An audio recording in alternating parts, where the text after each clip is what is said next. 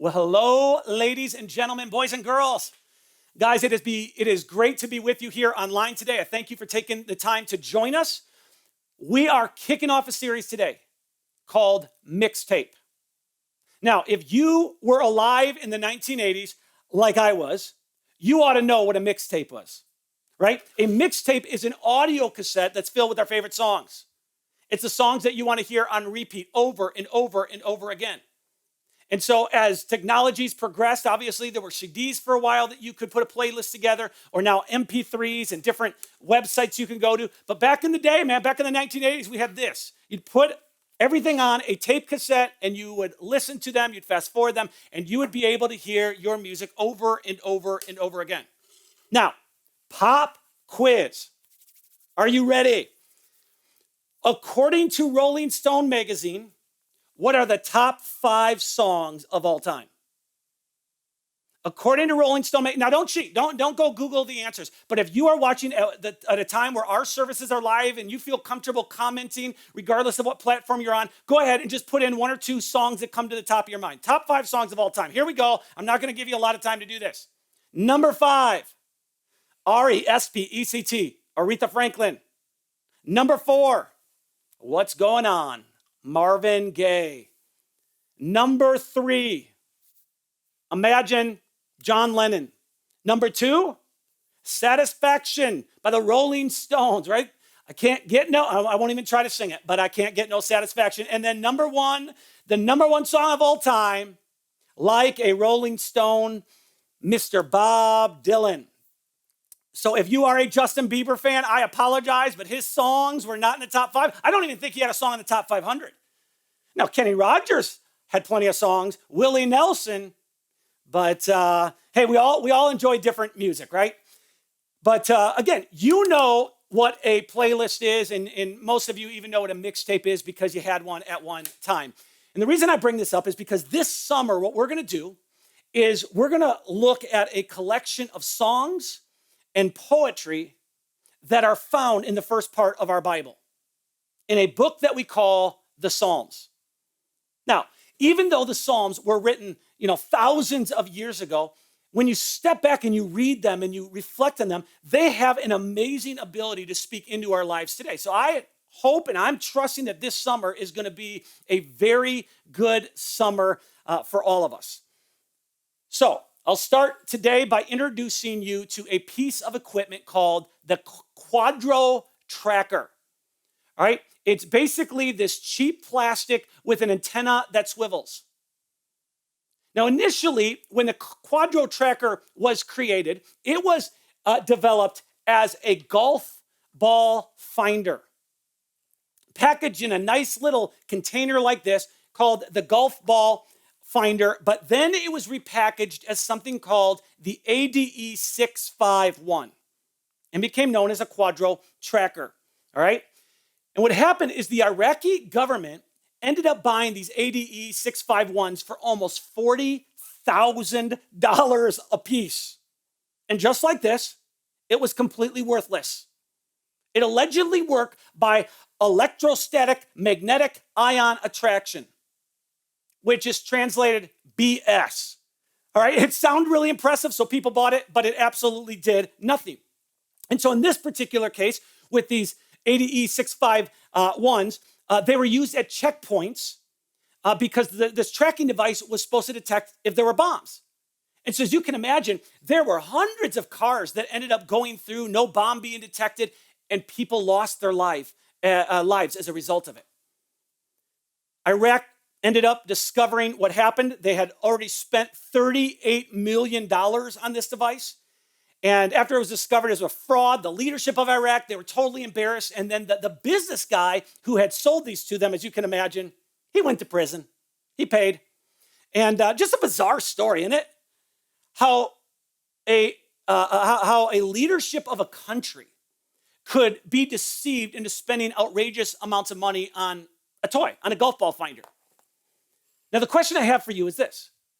Have you ever stopped? Have you ever paused your life long enough to reflect on your beliefs and to reflect on your opinions and maybe some ideologies that you've adopted over time and considered whether those things were rooted in a lie or rooted in something false.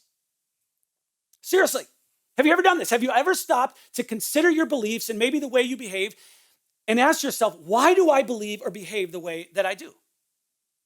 Now, today, what I'm going to do is I'm going to ask you to do something that for some of you, I know, this is going to be really, really difficult to do. But we are going to talk about some of the things unfolding in our country. And I'm going to do my best not to preach at you or to make assumptions about you or to insinuate that there's blame to be put on this group or that group. What I'm going to ask you to do is something that's very, very difficult. I'm going to give you this challenge, and that is examine your heart regarding how you view, treat, and interact with people who are not like you. Examine your heart regarding how you view, treat, and interact with people who are not like you. Regardless of your demographic, regardless of your skin color, regardless of your background or your gender, I'm asking you, don't point fingers at people today. Don't deflect towards other people. Just examine your heart, nobody else's. So 3,500 years ago, before David became the second king of Israel, he was a shepherd. And he spent lots and lots of time out in the fields, and he had time to think and time to reflect. And on one occasion, David is watching over a flock of sheep, and he's reflecting on the greatness of God. And so he starts to write. He starts to journal. And he puts out this song that just points to the greatness of God and points to the presence of God. David says, we'll never be able to escape your presence. And as you read the lyrics, it's just obvious that every word we say, God hears. And every action that we commit, God sees. And every thought we have, every motive that we have, God knows what it is. And so David continues writing, and he comes to this conclusion. He says, I can never escape from your spirit. I can never get away from your presence. Now, over the last few weeks, it has been very easy to believe that God is somewhere up in the sky and he's uninterested in what we're going through, and he's unaware of what's happening on planet Earth. But I want to assure you, that is not the case. God is very aware of what's happening in our world. God is aware of what happened to Ahmaud Arbery back in February of this year. He's aware of what happened to Breonna Taylor back in March of this year. He is aware of what happened to George Floyd in May of this year. God is aware. He sees it. God's aware of the protesters that are protesting in peace, and he's aware of those who are getting caught up in riots, in looting. God sees it. He's aware of it. God's aware of police officers who are trying to be an agent of change in this world. And he's aware of police officers who, through their actions, fuel the stereotypes of injustice. God is aware of our hurt. He is aware of our pain. He is aware of our anger. He is aware of our distress. And so King David continues writing. He says, God, you see everything. And then he gets very, very personal. He says, you saw me before I was born. Every day of my life was recorded in your book. Every moment was laid out before a single day had passed. God not only knows what's happening on planet Earth, he knows what's happening in your life, and he knows what's happening in my life. He sees every one of our actions. He hears every one of our conversations. He understands and knows our motives. He knows our thought process. He knows our pains, our challenges. He knows what we like and what we dislike. And then David gets to the end of his writing, and his mood turns extremely reflective. Here's what he writes at the end of Psalm 139. He says, search me, O God, and know my heart. Test me and know my anxious thoughts. Point out anything in me that offends you, and lead me along the path of everlasting life. Let me pray. Our Heavenly Father, you know us better than we know ourselves. And so today I ask that you would give us ears to hear what your Spirit wants to say to us, and give us eyes to see what your Spirit wants us to see. In Jesus' name, amen. Now today, as I mentioned a few moments ago, I want to talk very candidly about the events happening in our communities and in our country. But before I do, I want to say this. For the people of color watching, I am so sorry. I think we could all agree this has gone on way too long. As a white man, quite honestly, I'm never going to understand all the emotions, and I'm never going to understand everything behind what's taken place. And I don't think I ever will. But I know God does. And I know that God says, mourn with those who mourn. And so we're doing that today. God also says that we need to stand up for injustice. And so I want you to know that I want to do that. And our church wants to do that. This is the way of Jesus. So, to be upfront with you, it's a little challenging to give a talk like I'm about to give. And I hesitate doing it only because I know there's so much tension surrounding some of the things we see on the news. All right? And here's what happens. I'm just going to tell you a white man's perspective is I'm afraid as I begin to talk, if I don't use my words just right, if I don't say everything just perfectly, if I don't string together my sentences in just the right way, I'll either be misheard on something I say, I'll be misrepresented, or I'll actually not say it the right way. And so I'm just going to ask you to give me grace. If you're someone of color, I ask you, please, please, please, give me grace as I talk today. And if you are a white man like myself, a white woman, right, I'm going to ask you to also give me grace because there are going to be things that you get fired up about and you're going to disagree with. But here's what I can say. We've got to deal with this. And the reason we've decided to talk about this subject is there is a lot of hurting people right now. When you have a fever, it reveals that something is wrong with your body, especially with COVID-19 taking place, right? You would quarantine for a couple of weeks. If you were to fall, and then you're limping around for a couple of days and the pain just gets worse and worse, eventually you're going to go to the doctor because you're going to say, hey, so there might be a fracture, there might be a bone broken, I got to deal with this. Well, when we look at what's happening in our nation right now, the heated conversations, the protests, the rioting, the polarization among different groups of people, well, it tells us something is wrong. And if you have a child who comes to you and you know they're depressed and they say, oh, I just want my life to end, and they're suicidal, you don't ignore that, right? That would be irresponsible. If you are in a marriage and your husband or wife comes to you and said, this is so unhealthy and I don't know how much longer I can be in this marriage. If you just keep ignoring those conversations and do nothing about it, well, eventually it's going to catch up. If you have an elderly parent and they're talking to you about respiratory issues and they're having a difficult time breathing, well, you can't ignore that. You eventually got to go to a doctor. And so I don't want to ignore what's happening in our world. People of color have been shouting for years that there is a problem. And over the past couple of years, those voices have gotten louder and louder and louder. So I don't want to silence those voices. Now, part of what's happening and part of what we see going on around us, quite honestly, is we live in an us versus them society. When you talk to friends or you engage in conversation really about anything, it always seems that there has to be an us versus them type of thinking because our world does an amazing job of splitting us apart. So you're either Democrat or you're Republican. You either watch Fox News or CNN. You're either for or against immigration. You're either a cat person or a dog person, right? You're either a Bears fan or a Packers fan. You're either for the police or against the police. So this past week, we posted the pictures of several black men on our Facebook page, and it resonated. It was shared more than a couple hundred times. But as you can imagine, not long after posting, questions started coming in. Some publicly on our page, some privately, some text messages, some phone calls.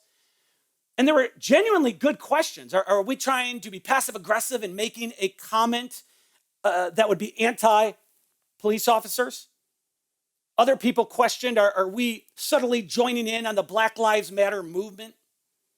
Right? The other questions about, is this where GLC, Great Lakes Church, is headed? Is this like, what is happening right now?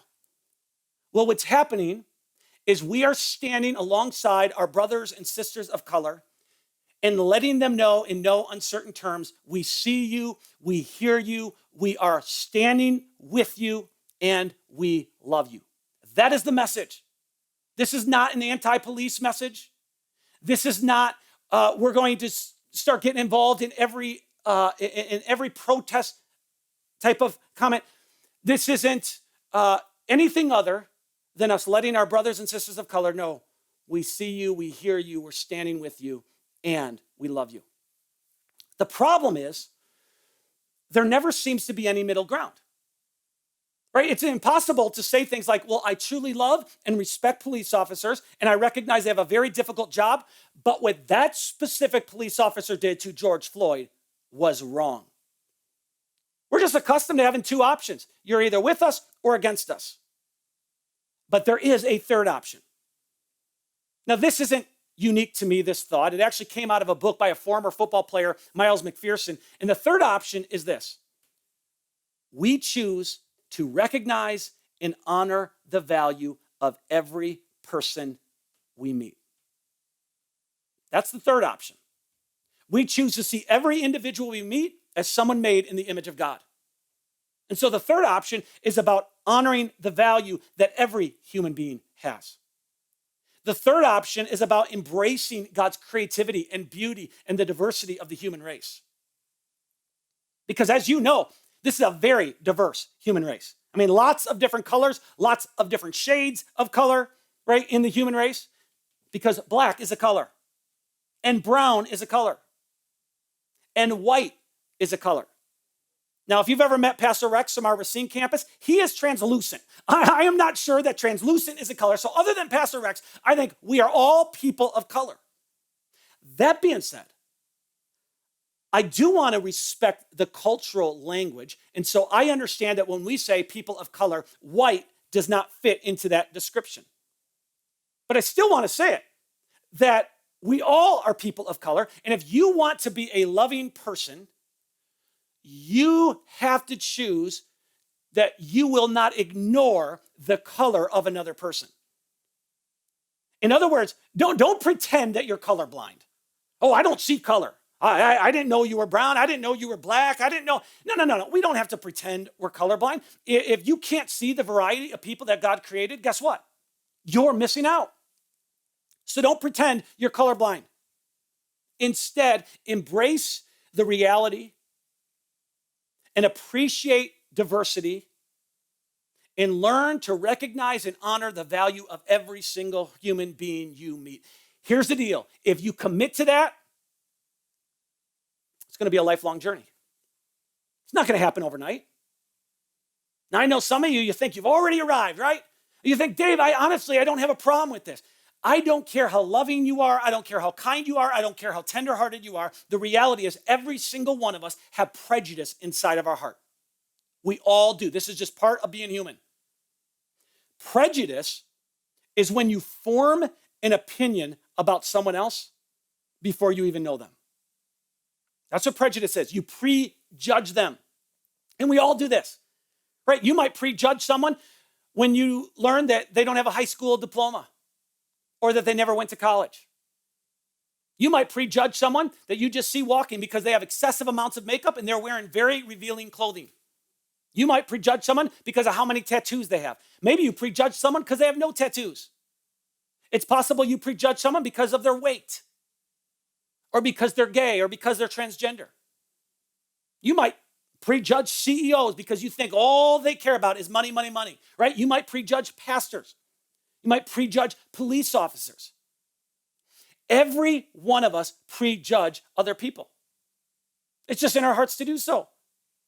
And if you don't believe that, here's the deal. You're never going to be able to address the prejudice inside of you because you're going to convince yourself that you don't have any. So here's the deal. I have a friend who I think has a heart that is a mile wide. I mean, if you are at any place in life, if you are beaten down, I'm going to tell you, he's the guy you want standing at your side. If you are hurting, if you're discouraged, regardless of your race or sexuality, I'm telling you, he is going to fight for equal rights. But if you say anything positive about President Trump, he will cut you off at the knees. He will think you're a complete idiot. He will accuse you of being a Nazi. See, there's prejudice in all of us. And so, I invite you into this third option.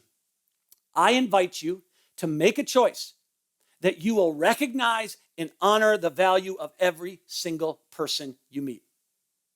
And that journey begins by understanding that we are way more similar than we are different.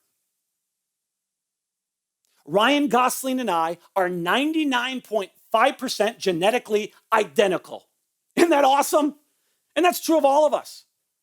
We have way more in common than we have uncommon. I mean, just step back and think about, more than even our genetics, think about human beings and how we operate. Every human being has the ability to give and to receive love.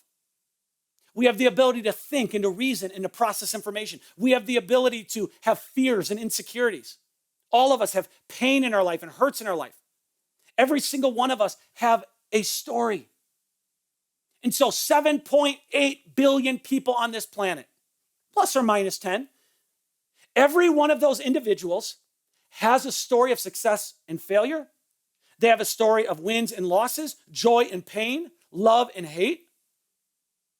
And so even though there are 7.8 billion individuals on this planet, each has their own story, each has their own background, we are still way more similar than we are different. But that's super easy to forget because we have become so divided as a culture. And we're broken up into different groups because of something that sociologists call grouping. So here's the deal. We're all in different groups. All of you ladies, you're in a group. It's called the female group. I am not in that group. If you're a mother, you're not only in the female group, you are in the mom group. It is a very tired group of people. If you're a grandmother, you're in the female group and the mom group and the grandmother group. And once you're in a group, here's what happens. You start to understand the variations in the thinking of that particular group. If you're a mom, you understand the challenges of motherhood. And if you're not a mom, you can't possibly understand. You can think you understand, which is why when somebody who doesn't have kids wants to tell a mom who does have kids what to do and how they should be raising their kids, it takes a God-given act to keep yourself from murdering that individual. So I'm in a couple different groups myself. I'm in the male group. At least I like to believe I am. I'm in the dad group, right? The husband group. I'm in a hunter's group, right? I love to hunt. I'm in the pastor's group. So a lot of my friends are pastors. But you know what group I'm not in? The athletic group. There's lots of groups I'm not in. Please do not put that in any of the comments. I don't need to see these things, right? But there's lots of groups that I'm not in. We're all in different groups. And here's the deal. Regardless of what group we're in, we all have an in-group bias, which means naturally I'm more comfortable with people who are like me. I'm going to spend time socially with people like me. It's easier to communicate with people who are like me. I'm going to have positive assumptions with people who are like me. Whatever your team or group is, you have an in-group bias. This is why you can be in another state hundreds of miles away, and if you see someone wearing your team jersey, right? They're wearing a Packers jersey, they're wearing a Bears jersey. You don't even know them. You could be an introvert, but you want to go up to them and you say, yeah, way to go. Woohoo, Packers, right? You high-five them. If you share a similar interest in a team or you cheer on the same team, man, you guys are instant friends. Unless you're a Lions fan, then you kind of run and hide in shame and hope nobody sees you. But if someone is not in your group, the opposite is true. See, I'm going to be less comfortable interacting with people who are not like me. And I'm going to spend less time socially with people who are not like me. And it's going to be way more difficult to communicate with people who are not like me. And I'm going to possess fewer positive assumptions with people who are not like me. And so bottom line is it's important to realize we all have an in-group bias. At the same time, we all have blind spots. And the problem with blind spots is we don't know what the blind spots are, which is why they're called blind spots. So just this week, I'm talking to a black buddy of mine, and he's sharing the pain that he's going through in this time, and he's sharing some of his fears about what's happening in our culture. And in the exact same conversation, he used derogatory language to describe someone in the LGBTQ community. And he didn't even see the disconnect. I know people who are anti-gun, they're anti-violence. They can't believe anybody would be violent. And yet they have no problem blasting someone to pieces on social media. I know people who are pro-life. Unless someone does something horrific and then the pro-life person is ready to see that person die. But guys, we all do this. We all have our biases. We have our blind spots. We're all hypocrites to some extent. Every one of us carry cultural assumptions and attitudes about age and race and gender and ethnicity and religion and social class and sexuality and disability status and nationality. So our biases every single day, you know this, they're being fueled by our family, they're being fueled by friends and by media. And so the way that we start to address those biases and begin to see our blind spots is to learn to pray the words that King David wrote more than 3,000 years ago. Search me, O God, and know my heart. Test me and know my anxious thoughts. Point out anything in me that offends you and lead me along the path of everlasting life. We all have blind spots. But if you're committed to embracing the third way, if you're committed to recognizing and honoring the value of every single person you meet, it's possible to move in that direction, right? And you have to embrace this. And this isn't going to be easy to embrace, but every color has a burden. Now, please do not tune out, right? I know some of you, you're going to, right now, it's going to be hard for you to stay focused. You're rolling your eyes because you don't want to hear about the burdens of other people. If you're black, you certainly don't want to hear the burdens of white people, right? And if you're white, you don't want to hear the burdens that people of color have. But every color has a burden. But to be clear, the burdens of each color is different based on your color. So think of it this way. Our world, this isn't going to surprise you, but it was designed for right-handed people. And that's because 90% of our world is right-handed. And so scissors, right? They were made for right-handed people. They were not made for left-handed people. Most desks, when you think about high school and college, they were made for right-handed people. Handshakes, come on. Whoever invented the handshake, right? It's designed for right-handed people. If you go buy a catcher's mitt, it was designed for right-handed people. If you swipe a credit card at a grocery store, it's on the right side. It's for right-handed people. Tape measures are for right-handed people. But if I tried to, do the left side, like this is really how I'd have to open it, just like this. It's upside down.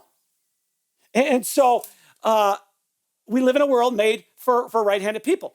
That doesn't mean that left-handed people are unloved. It just means that they're at a disadvantage.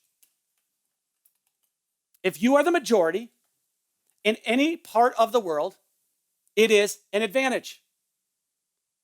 So white people, we could argue all day long that our black and brown brothers and sisters living in America, they have the same opportunities that white people do. They can apply at the same colleges. They can apply for the same jobs. They can apply, for the same mortgage. They can do all of that stuff. But that does not mean that the systems and structures are designed to put everyone on the same playing field. Just 2 years ago, 90% of the US Congress was white. 96% of governors were white. 100% of the top US military advisors were white. 84% of full-time university professors were white. And more than 90% of TV shows, music, and books that were produced or published were by white people. I just read an article that came out in February of this year that said there are 607 billionaires in the United States. You want to know how many of them are black? 5. Read another article that says the average white family has a net worth of 10 times more than the average black family.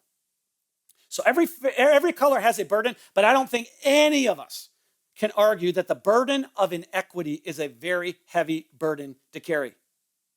Right? And so if your friends are playing Monopoly, they're having a good old game of Monopoly, and you want to play, but they don't let you play, and they're halfway done, maybe 2/3 done, half the property's bought up, right? More than half the property's bought up, and then they just change your mind. They say, you know what? Get on in here. You can play with us.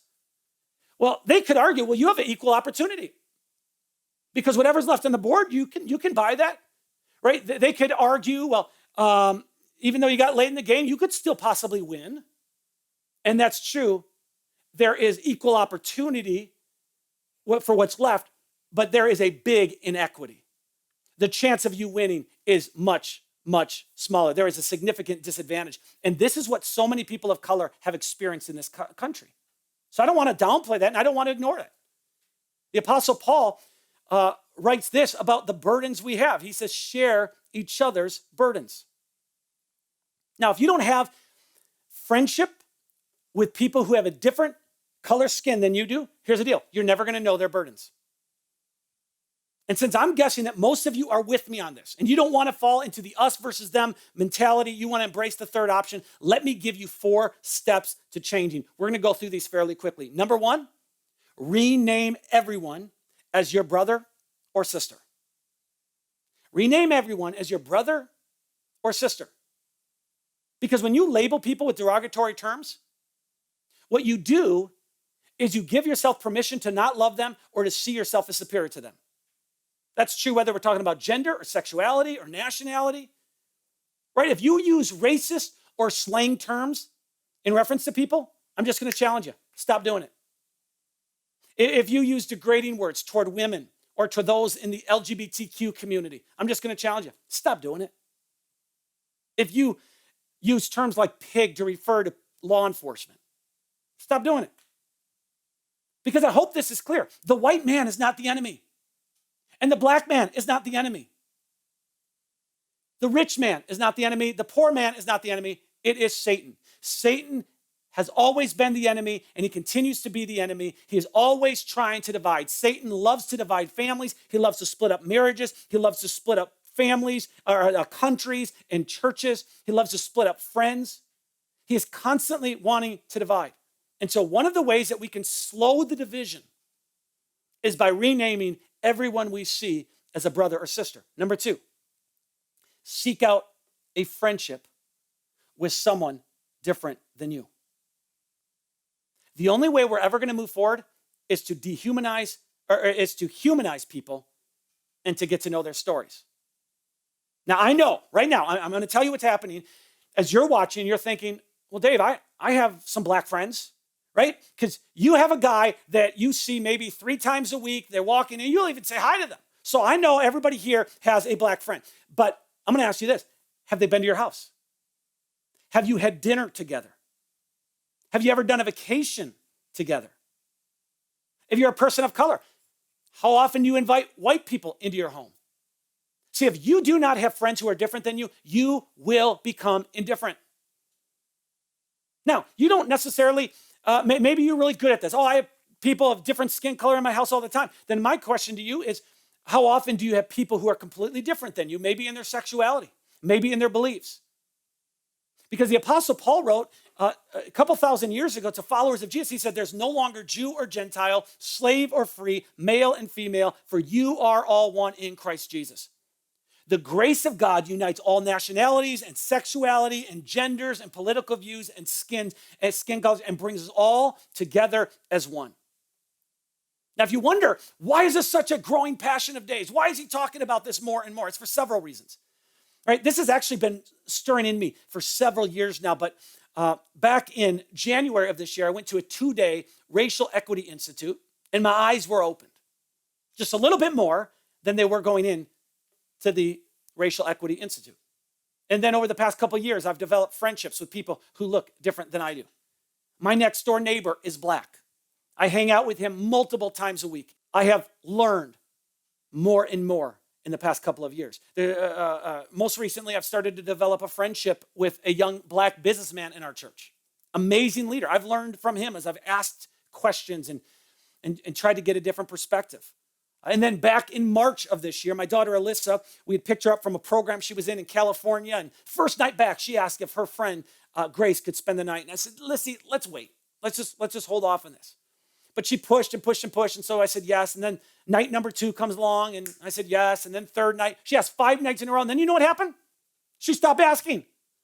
But Grace never went away. She just somehow she's moved into our house. And in the last couple of weeks, I have received, I'm not making this up, 3 packages with Grace's name on it to my address.